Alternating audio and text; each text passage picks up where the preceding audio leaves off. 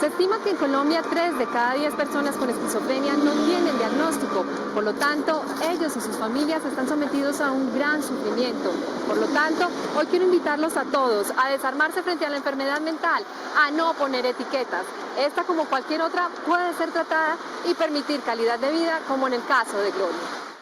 Ella es Gloria Pinto y hace 30 años vive con esquizofrenia. Durante las crisis uno tiene ideas extrañas, tiene delirios en las que uno puede creerse un enviado de Dios, también tiene uno alucinaciones, puede ver cosas, puede ver personas, escuchar voces que le dicen a uno qué hacer o qué no hacer. La esquizofrenia es un trastorno mental que no tiene una causa establecida a nivel científico hasta el momento y aparece en edades muy tempranas, generalmente alrededor de la adolescencia. Lo más difícil de vivir con esquizofrenia es la falta de comprensión de la gente, el rechazo al que nos someten por tener el diagnóstico. Nosotros podemos vivir recuperados y llevar una vida totalmente normal.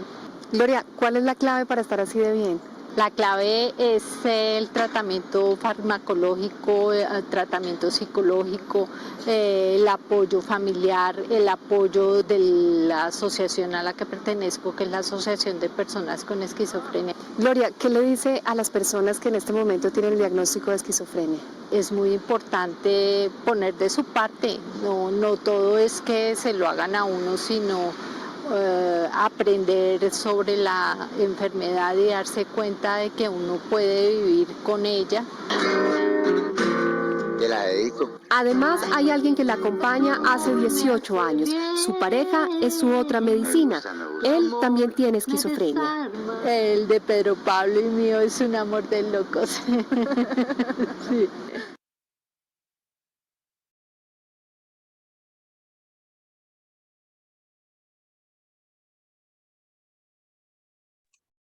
Bien, buenas tardes.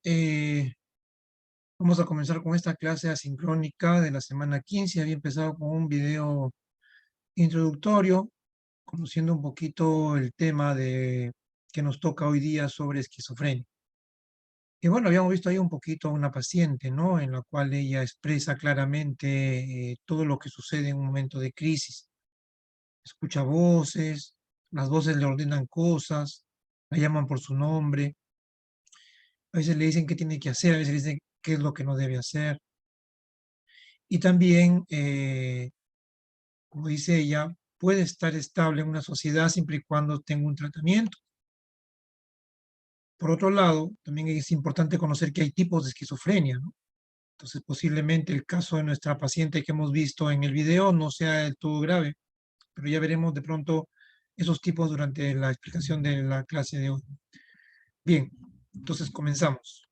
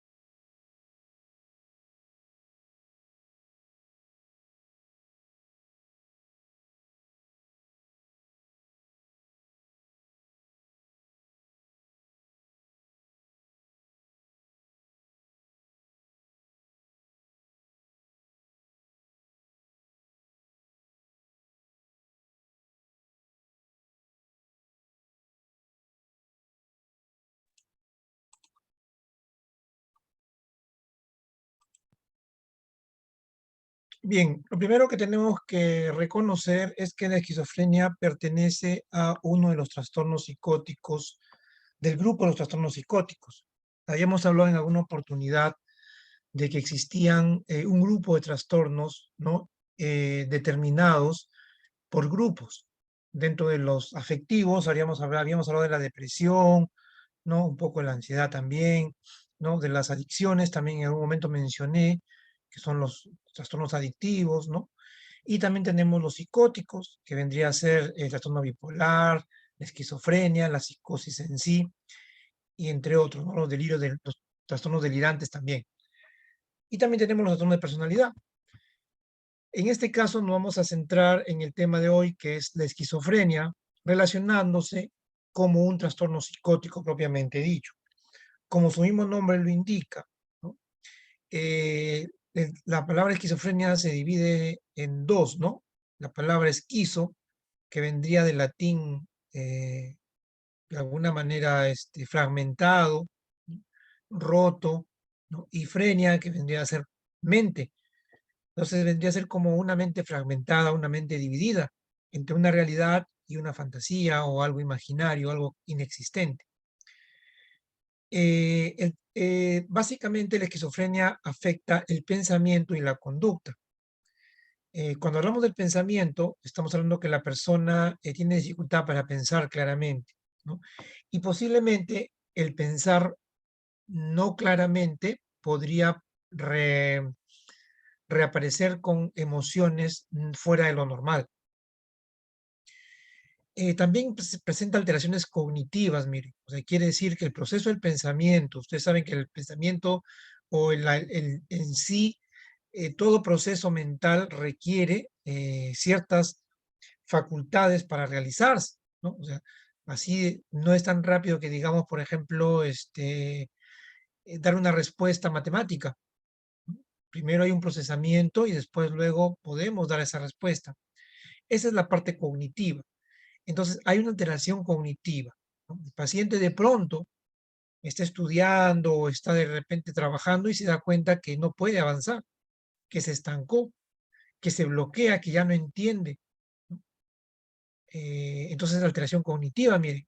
Hay alteraciones emocionales también porque va a haber connotaciones violentas, ¿no? Alteraciones, llantos o ira inmotivada. De la percepción también, porque de pronto, ustedes saben que la percepción tiene que ver todo con nuestros 5 sentidos, y todos esos van a estar alterados con alucinaciones. Entonces ya no, de pronto veo una sombra, o de pronto escucho una voz. Y también, lógicamente, el pensamiento de por sí, ¿no? Va a estar alterado, y la conducta también. Generalmente el comienzo es temprano. Hoy en día, ¿no? Hace poco, o bueno, hasta hace poco se pensaba que la esquizofrenia aparecía a los 25, a los 30 años, ¿no? Pero de pronto salen investigaciones, ¿no?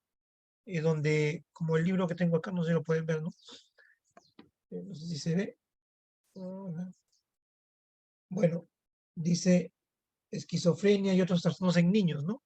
En niños y adolescentes, perdón. Entonces, por ejemplo, ya de por sí hoy en día se habla de la esquizofrenia en niños, mire.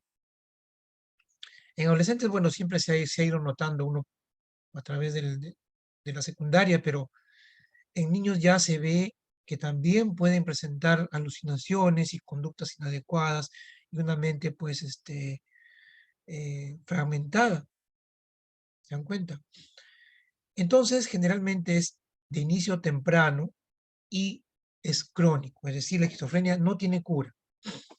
No tiene cura nunca, y lo que va a hacer la persona o el psiquiatra y el psicólogo es mantenerlo estable y permitir que incursione en sus actividades de la vida cotidiana.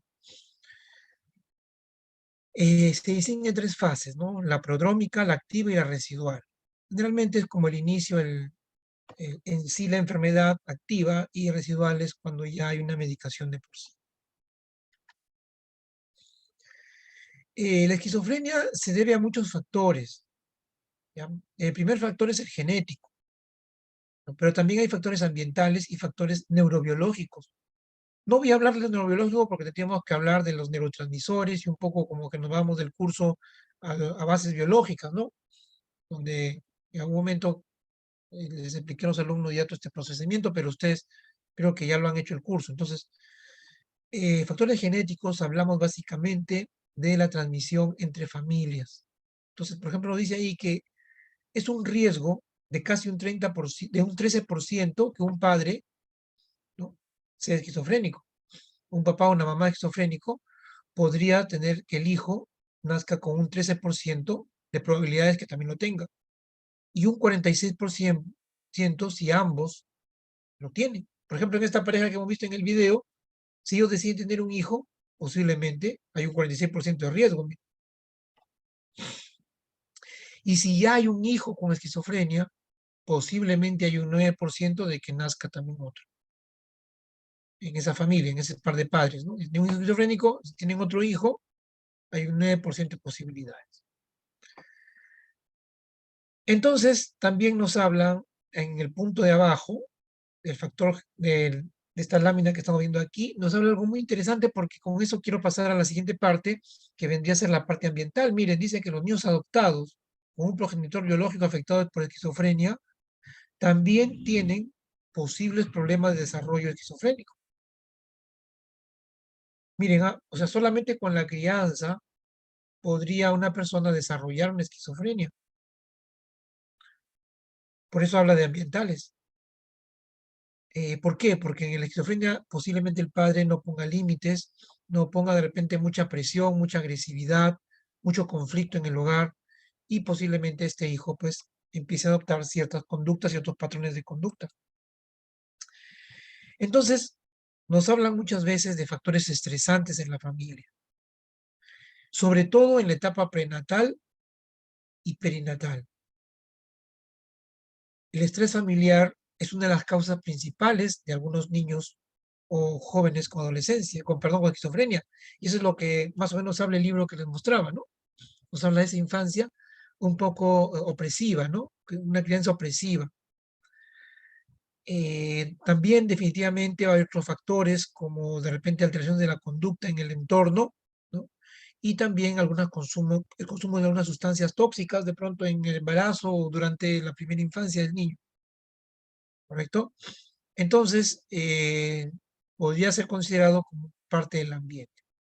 Hay un libro, ¿no? No sé si lo tengo acá, bueno, si lo tengo ahí de la comunicación, ¿no?, de los estilos de comunicación familiar, y nos habla de Vaslavi, que es el autor, nos habla de un esquizofrés. Y este se refiere a un lenguaje que se habla en la familia, donde por lo general se usa un doble vínculo. ¿Qué es el doble vínculo? Es el doble mensaje que a veces un padre de familia puede decir a sus hijos. Por ejemplo, si yo, ¿no?, eh, no sé, pues tengo un hijo y de pronto lo mando a la fiesta y le digo, ándate a la fiesta, diviértete, pero recuerda que yo voy a estar acá preocupado por ti. Este hijo se puede ir con dos mensajes en la cabeza. Un mensaje de que se va a divertir, pero a la vez está pensando en que su padre está preocupado o está enfermo en casa. Entonces, ese doble mensaje, ¿no?, de lo que hacía o veíamos comúnmente en El Chavo, ¿no?, donde decía, pues anda a la playa, pero no te mojes, ¿no? Entonces, anda a la piscina, pero no te vayas a meter al agua, una cosa así. Entonces, eso es un poco un doble mensaje, ¿no? En el cual la familia no es clara a veces con los hijos y posiblemente generan este esquizofrés, lo decía Vaslav en la teoría de la comunicación. Entonces, todos estos factores, ustedes ya lo verán más adelante de pronto, tiene que ver también con un componente ambiental en el desarrollo de una esquizofrenia.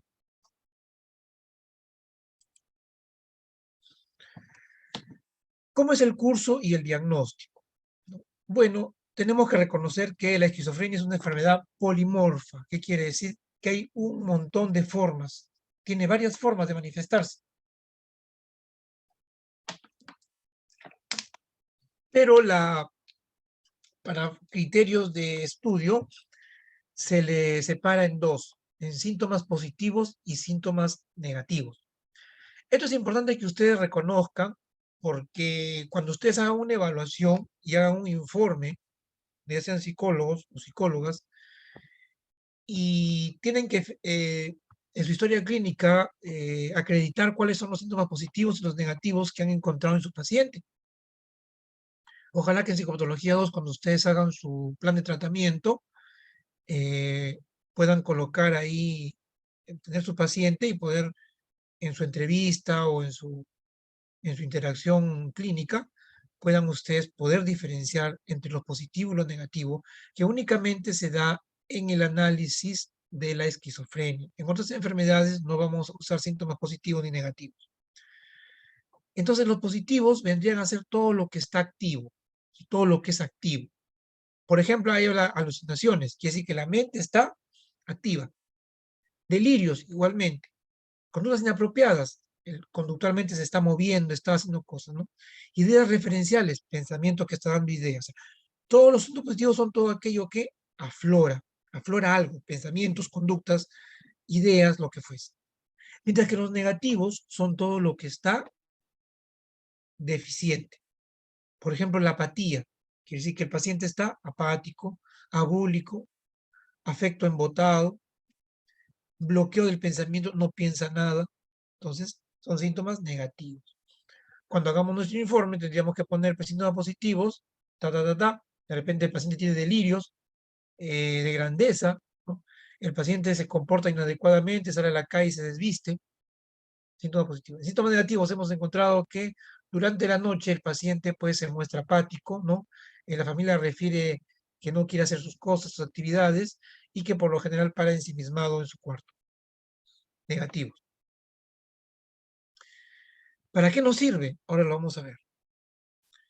También tenemos que tener presente que hay un déficit cognitivo, les había dicho, ¿no? Que ese proceso del pensamiento, a través del aprendizaje o a través de la comprensión, ¿no? Si por ejemplo yo les digo qué significa el refrán, perro que ladra no muerde, ustedes rápidamente pueden darme una respuesta. Pero cuando hay un déficit cognitivo, el paciente no puede dar una respuesta porque únicamente adquiere la frase o escucha la frase y se queda ahí. ¿Por qué? Porque aquí hay una falla en la atención, en la memoria, en algunas funciones ejecutivas y en la capacidad de planeación, formación de conceptos. O sea, yo no puedo formar un concepto porque hay un déficit cognitivo grande. En la esquizofrenia se presentan estos tres puntos importantes que hay que evaluar: síntomas positivos, síntomas negativos y déficits cognitivos. Vamos a ampliar un poquito ahorita esto de los síntomas positivos y negativos. Bueno, acá dice que los síntomas positivos son aquellos síntomas productivos. Generan acción, actividad, produce. Pero produce situaciones del mal funcionamiento del cerebro. Aquí generalmente se manifiesta a través del pensamiento, a través de la percepción sensorial, sentidos, 5 sentidos básicos, y a través de conducta, algo motor. Entonces, por ejemplo, cuando hablamos del pensamiento, definitivamente nosotros ya hemos estudiado estas patologías del pensamiento, nos vamos a hacer un recuerdo aquí también, y vamos a hablar de las alteraciones del curso. ¿Cuál era el curso del pensamiento? Que el pensamiento siga una coherencia, una hilación, que esté organizada la idea. Yo no puedo empezar a hablarte de política y terminar hablando del partido de fútbol. No tendría coherencia, ¿no? O que tú me hagas una pregunta sobre el tema de psicopatología 1 y yo te acabe respondiendo sobre mis vacaciones de enero. Entonces no hay una coherencia en mi respuesta, en mi pensamiento. Entonces, aquí, en el trastorno del pensamiento, aparece como primera déficit una alteración del curso. El curso, pues, tiene su forma, ¿no? La forma ¿hay coherencia o está organizado o no? También hay un pensamiento circunstancial. Aquí hay un flujo de ideas coherentes, ¿no? Pero que el paciente no logra sacar esta idea, por más que le hagas otras preguntas, siempre regresa al punto. Entonces, por ejemplo, si alguien me hiciera una pregunta o yo quisiera hablarle a alguno de ustedes sobre em, adicciones, ¿no? Entonces yo empiezo a hablarle de adicciones y de pronto, ¿no? Me centro en un tema, por ejemplo, la marihuana. Entonces empiezo a hablarles de la marihuana, ¿no? Y soy muy detallista y demasiado, y cuando alguien ya empieza a aburrirse, empieza a me hace otra pregunta, de pronto me dice, pues, ¿y qué opina usted de la cocaína? Yo sigo, pero la marihuana no podría mezclarse. O sea, soy incapaz de alejarme de ese pensamiento. Y abundo en detalles, no me muestro pues cosas, digo cosas innecesarias, ¿no? Entonces no puedo diferenciar de lo que en realidad quiero decir con lo que en realidad de pronto estoy hablando. Entonces, ya el pensamiento circunstancial significa que redundo en un tema, ¿sí? No me puedo alejar de ahí. También, ¿no? En el curso tenemos que el pensamiento puede ser también, aparte de circunstancial, también puede ser tangencial. Y recuerdan ustedes en la clase de pensamiento que hablamos, que dice que es un pensamiento irrelevante que no se relaciona a la centralidad de lo que se desea comunicar. En el pensamiento tangencial ya se habla de un pensamiento que no tiene nada que ver con el tema. Me preguntas por papas y te respondo camotes, ¿no? Pero te hablo bien, ¿ah? Los camotes, pero no entendí esto. Ahora, también puede presentarse de pronto pobreza de pensamiento, es decir, puede ser que también haya bloqueos, o de repente el contenido que yo te digo también puede ser vacío, ¿no? Y únicamente voy a responder a lo que me preguntes, pero mal. Cuando hablamos de fluidez, que es la tercera alteración del pensamiento, hablamos de la velocidad. Recuerden, fuga de ideas, por ejemplo, ¿no? Bloqueo del pensamiento, o posiblemente alguna percepción, ¿no? Que alterada. Entonces, cuando hablo de fluidez, ¿qué tan fluido soy, ¿no? ¿Qué tan comprendible soy de acuerdo al tiempo en que estoy hablando, a la velocidad en que hablo? Si hablo ligerito, posiblemente no me entienda nadie. Entonces, mi lenguaje no es fluido.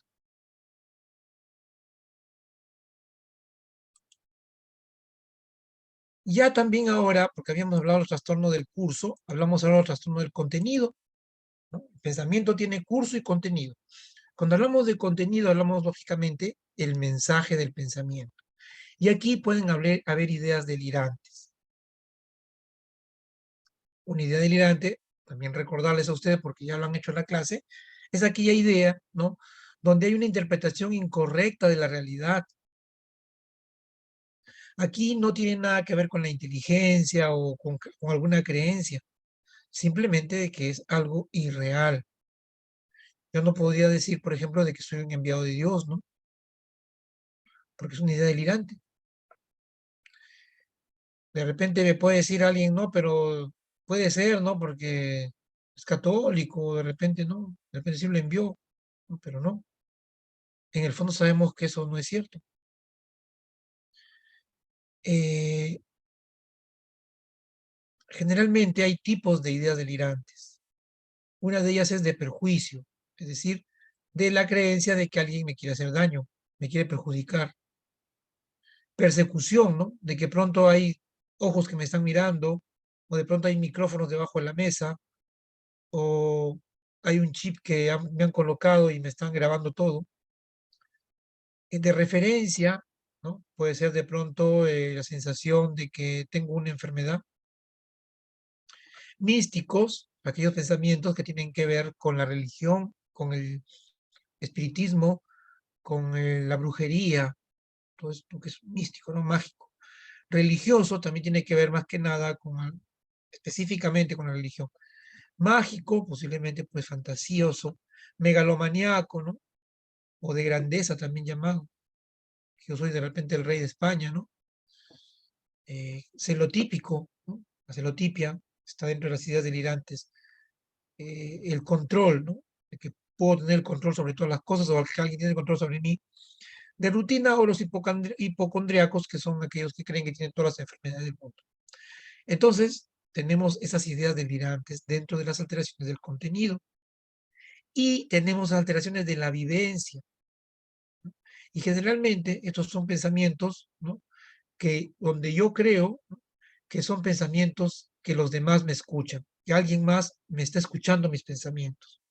Es decir, yo creo que mi pensamiento tiene un eco, ¿no? Porque yo pienso y alguien más los escucha. Sonorización, robo, lo que me han robado mis ideas, mis pensamientos, ¿no? De inserción, que me han metido esta idea en mi cabeza, yo no tenía esto, y alguien ha venido de pronto y en mi sueño me ha metido el pensamiento de que yo soy eh, este, Albert Einstein, ¿no? Y que alguien me está leyendo mis pensamientos. Miren la diferencia entre una idea delirante y una alteración de la vivencia.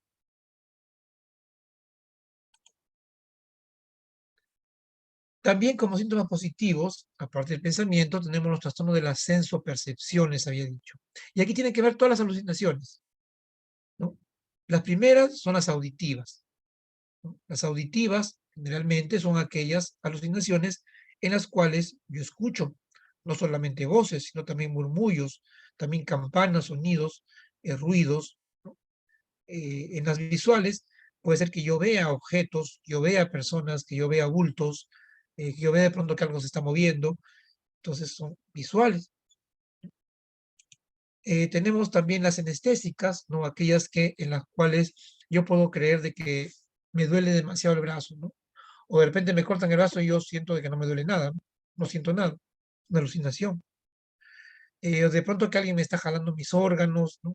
O de pronto que algo está caminando por mi cuerpo, ¿no? Camina algo por mi cuerpo. También, entre otras, tenemos las olfativas, que es muy poco frecuente, pero también se ha visto de que la persona alucina que huele sonidos de excrementos, sonidos muy putrefactos eh, en cualquier espacio. Las gustativas, de igual forma, ¿no? Que en la lengua, pues, eh, estoy comiendo cosas horribles, ¿no? Y también tenemos las autoscópicas, ¿no? Que vendría a ser como que yo puedo ver lo que hay dentro de mi cuerpo, ¿no? Miro en el espejo y veo ahí está mi intestino, acá está mi corazón, ¿no? Entonces son alucinaciones, dentro del tipo de otras alucinaciones. En los positivos también hemos dicho que están los psicomotores, donde tiene que ver sobre todo en la parte del movimiento. Por ejemplo, aquí habla, ¿no?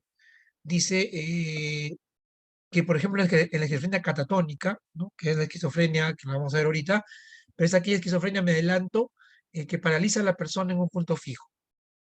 De pronto la persona mira este punto y se queda ahí. Nada ni nadie lo puede inmutar. Entonces aquí, generalmente, hay una parálisis motora, ¿no? No se puede mover. Es como cuando le da la garrotera al chavo, ¿no? Se queda con la garrotera, ¿no? Aquí hay lógicamente ya no hay agitación psicomotriz porque la gente se paralizó, desaparece, ya pues no se mueve más. También hay una postura rígida, ¿no? Y maleable, es decir, puede ponerse en la posición que uno quiera, ¿no? Al paciente. Hay ecopraxias, estereotipias, manerismos, ¿no? Temblores, etcétera, ¿no? Viene acompañado de todo eso. Dentro de los psicomotores, no solamente está el movimiento corporal, sino también está la parte del lenguaje. Entonces, el lenguaje se hace incoherente, el lenguaje es disgregado, hay empobrecimiento, es decir, tengo pocas palabras para decir. Quiero contarte una historia, pero no recuerdo ninguna palabra. Entonces hablo con pequeñas palabras y salteando. A veces puede llegar al mutismo, o otras puede llegar a respuestas absurdas o extravagantes. O en otros casos, entre otros casos, ideas repetitivas, ¿no? Hablo lo mismo, lo mismo, lo mismo. Se alteró el lenguaje. Ahora vamos a ver los síntomas negativos. Habíamos hablado que los síntomas negativos son aquellos que al paciente lo disminuyen, ¿no? De todo lo que veíamos en los positivos. Entonces, aquí en la diapositiva dice que son llamados también incapacitantes y que un paciente que tenga más negativos que positivos tiene un pronóstico malo. Miren, ¿ah? Debería ser al revés, ¿no? Pero en este caso de la esquizofrenia, cuanto más síntomas negativos tengas que positivos, se considera un mal pronóstico. Aquí el paciente se muestra con un afecto aplanado, no reacciona a nada, puede haber alegrías, tristezas, puede recibir la mejor noticia del mundo y el paciente pues es plano, no responde. Va a haber aedonia, frialdad emocional, apatía, bulia. No hay voluntad para hacer las tareas, las cosas, ¿no? El paciente prefiere estar durmiendo, ¿no? Y hay durante la mañana más probabilidad de inactividad. También podría acompañarse con algún síntoma extravagante o estrafalario. El paciente de pronto se vista o se maquille de una manera, ¿no?, estrafalaria, o que no lo haga. De pronto que no se asee, no mire a los ojos y esté en una actividad ausente. ¿Correcto?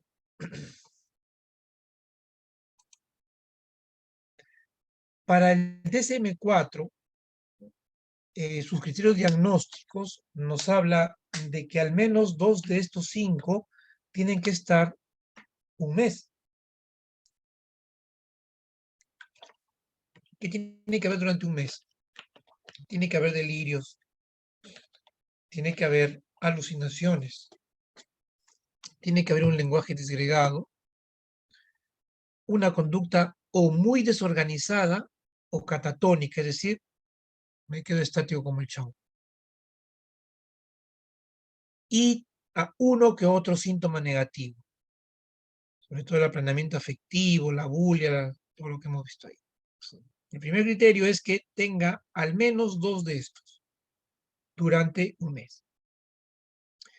B, que haya una disfunción social u ocupacional, es decir, el paciente ya no quiere salir a la calle, el paciente ya no entiende nada de su trabajo, el paciente ya dejó de estudiar porque no aprende.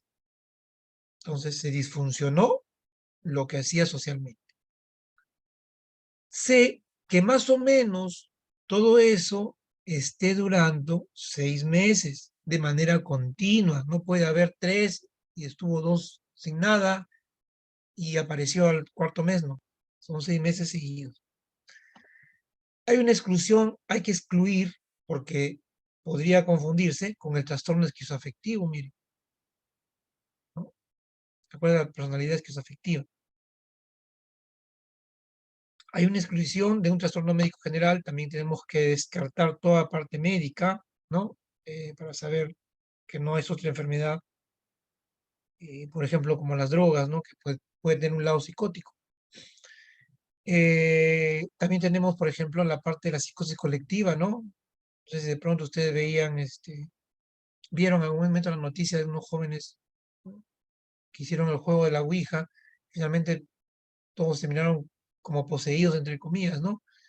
Terminaron en el hospital y al final pues era una esquizofrenia, un tipo de esquizofrenia, ¿no? O psicosis colectiva, miren, ¿no? En la cual no tenía ninguno de ellos psicosis, o esquizofrenia, pero de pronto el impacto generalmente generó otro tipo de trastorno. También tenemos que tener presente de que se relaciona con un trastorno generalizado del desarrollo. ¿Quiénes están aquí en el trastorno de desarrollo generalizado? Por lo general, algunos niños con autismo, ¿no?, o con algún tipo de dificultades en el habla. Entonces, hay que descartar también esta parte.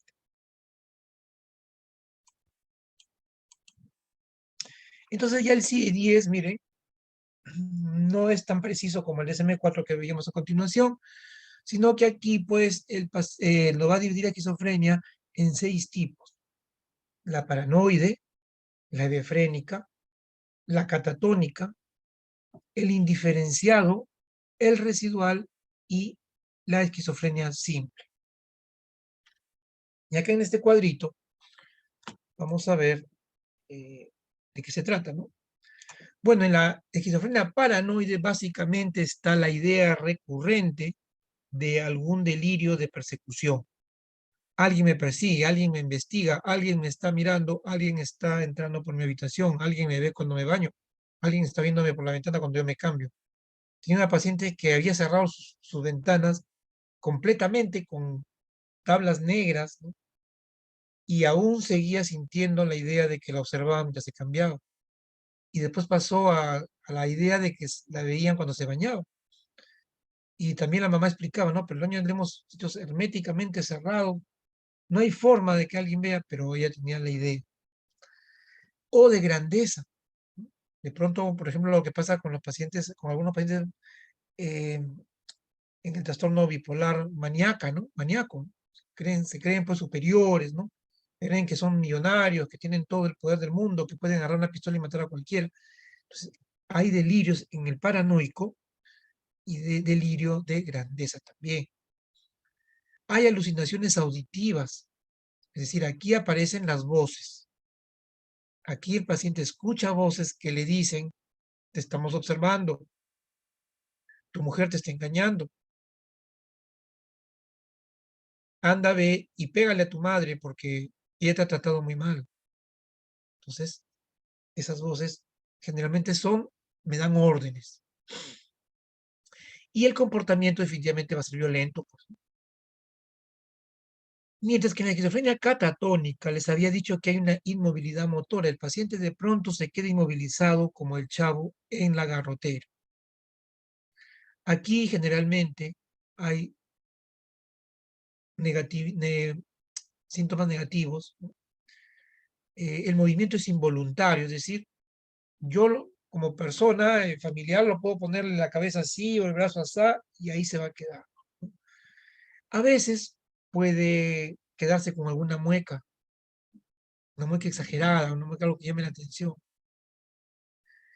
También, luego cuando va pasando la esquizofrenia, la crisis catatónica, el paciente va haciendo ecolalias. ¿Qué significa eso? Va repitiendo lo mismo que uno le pregunta. Si uno le dice, pues, ¿has tomado tu café? Él te va a decir, ¿has tomado tu café?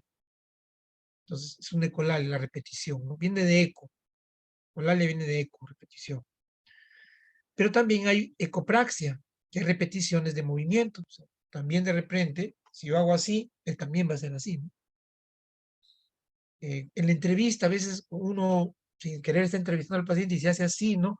Y a veces el paciente también hace lo mismo. Entonces uno se da cuenta que la esquizofrenia que tiene es paciente es catatónica. Tenemos una esquizofrenia desorganizada, donde posiblemente es la más grave. Esta desorganizada es la que tienen a veces las personas que están en la calle, ¿no? La psicosis o el psicótico de la calle, es una esquizofrenia desorganizada, donde el paciente pues ya no se baña, no se cambia, no come, puede tomar su propia orina, puede dormir sobre su excremento, ¿no? Es el más grave, ¿no? Una desintegración grande de la personalidad, uno se da cuenta de que es otra persona, ¿no? Tenemos la indiferenciada, miren, donde hay ideas delirantes también, hay alucinaciones, pero son incoherentes. Mientras que el paranoide podría ser una idea o una voz que me dice, mata a tu mamá porque es una chismosa, tiene coherencia dentro del todo, ¿no? Tal vez no sea real, pero hay una coherencia. Pero en el de indiferenciada, ese mensaje no va a tener coherencia. Podría escuchar una voz que me diga, tu papá, ¿no? Mata al perro de papá que acaba de tener 2 hijos, ¿no? Con la vecina. Entonces, escuché una voz, sí, pero ¿qué te dicen las voces? No lo entiendo, doctor. Alucinaciones, incoherencias, ¿no? Y tenemos la esquizofrenia residual, ¿no? Donde más que nada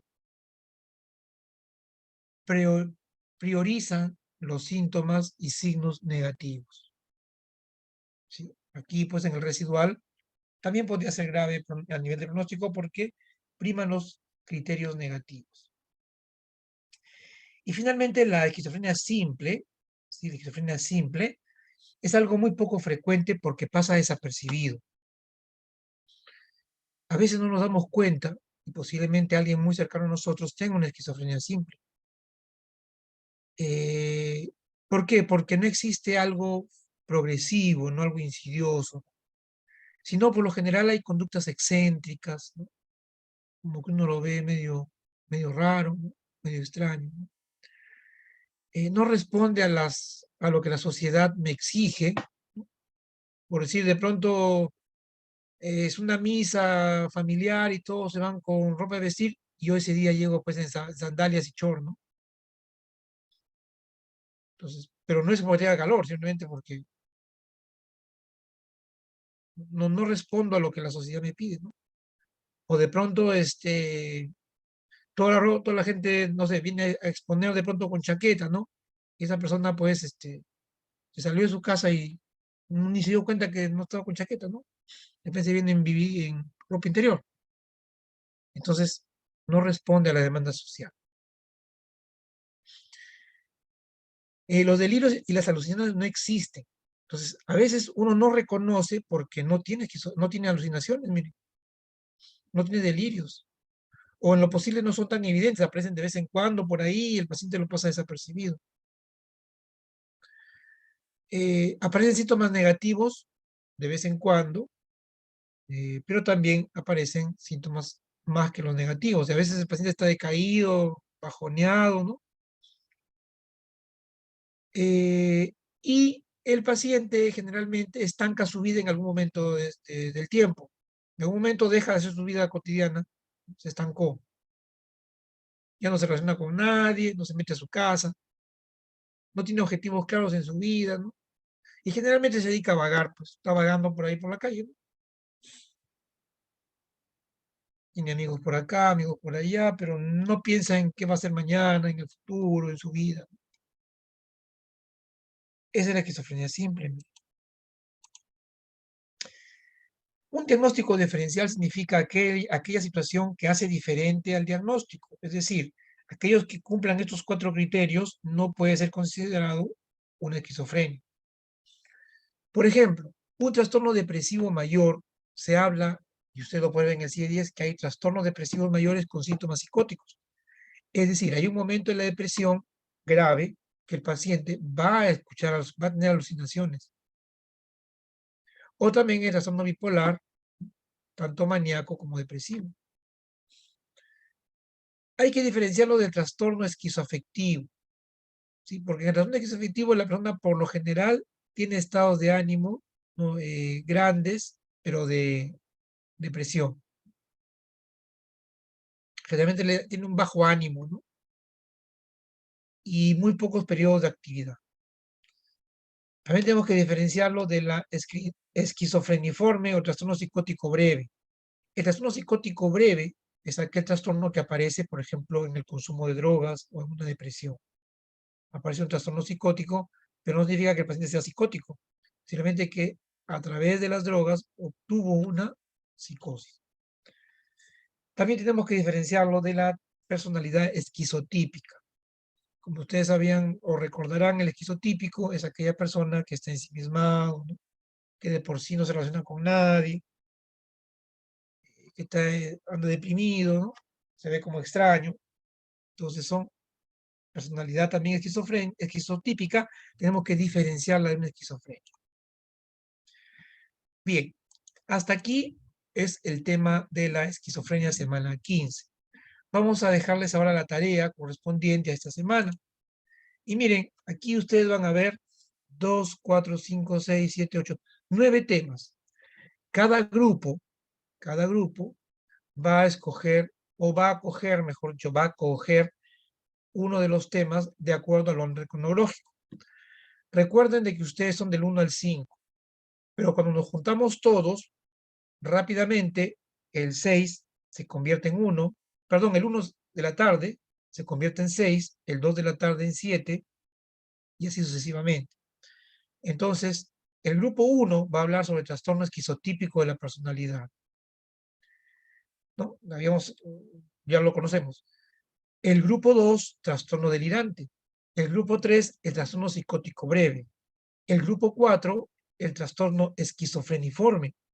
El grupo 5, sobre la esquizofrenia propiamente dicha. El grupo 6, o sea, el 1 de la tarde, el trastorno esquizoafectivo. El grupo 7, el trastorno psicótico inducido por sustancias o medicamentos. El grupo 8, los trastornos psicóticos debido a otra causa médica, como los derrames cerebrales, los accidentes vasculares, qué sé yo. El grupo 9 y el grupo 10 va a hablar sobre la catatonia, o también pueden hablar sobre la esquizofrenia catatónica. ¿Correcto? Entonces ahí están sus temas. ¿Qué es lo que ustedes van a hacer? Van a hacer un pequeño concepto, sus criterios diagnósticos y cualquier información que le puedan poner, excepto tratamiento. ¿Ya? No vayan a poner tratamiento. Hacen un material visual, un organizador visual, y lo suben a la plataforma hasta el día domingo a las 11:59 de la noche. ¿Correcto? Entonces, sin más ni más, nos quedamos aquí hasta el viernes, que es su examen, a las 7:30 de la mañana. Y a las 10:20 está exponiendo el primer grupo, y a la 1:30 está exponiendo el segundo grupo. ¿Ya? Muy bien, por mi parte, eso es todo. Y a ponerse a estudiar, que es la última fase de nuestro curso. Gracias.